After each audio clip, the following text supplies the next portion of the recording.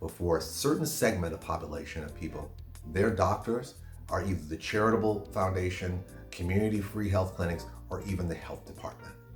I had the opportunity when I was practicing to actually go to the health department on behalf of my clients to get medical records and just to talk to the providers, and more importantly, get an understanding of how they actually work.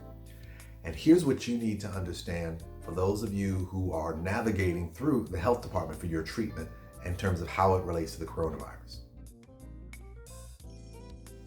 Number one, they are a great resource. When you're dealing with your local health departments, they stay in tune with all of the resources that are available to their various clients.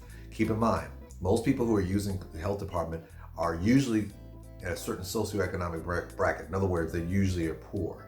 And so they want to make sure they have access to as many different resources as possible, whether they be other government entities, whether it be state or local or even Fed, as well as free opportunities. So if you're trying to figure out a place to start when you're looking for assistance, try your health departments. They are a great resource. Number two, limited staff. The problem is that for how great they are, there's not a lot of them. And we're talking about they're providing usually a lot of services to a very large population with a limited amount of people. And depending on where you're at, you might be in a county where there's only a limited number of offices that you get access to. So if you're in a big county and there's only 2 or 3 offices and you have a difficulty because there's no mass transit, it may make it more difficult to get access to those people. Number 3, the doctors may be volunteers and they serve a lot of people. One of the things that's beneficial about having your own insurance is that you can kind of pick your doctors and go to somebody that you work with. However, if you're going to the health department, there are a lot of instances that they're either contracting with doctors or even working with volunteers, depending on the circumstances.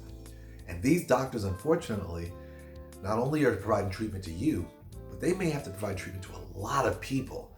So whereby if you had your own private doctor you can kind of go to at your will, for them, they're taking on the masses. So the ability of them to see you on a more frequent basis may be limited.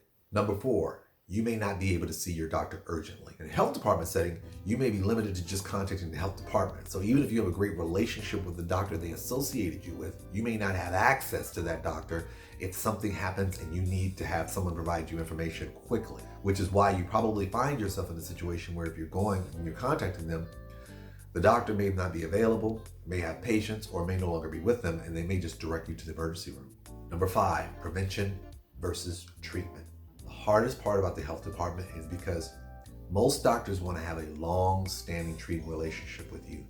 Remember though, in a health department setting, what ends up happening is that if you're dealing with volunteers or individuals who are only dealing with you in a limited capacity, what happens is that the best they can do is provide you treatment. But unlike having private insurance where you're with a doctor who you can go on a regular basis, whether it be every couple months, every 2 months, once a month, whatever the case may be, if you're only seeing a doctor in a health department arrangement for like once a year because of the wait time, whatever the case may be, the best they can do for you is treatment and provide you limited information about what to do to prevent it.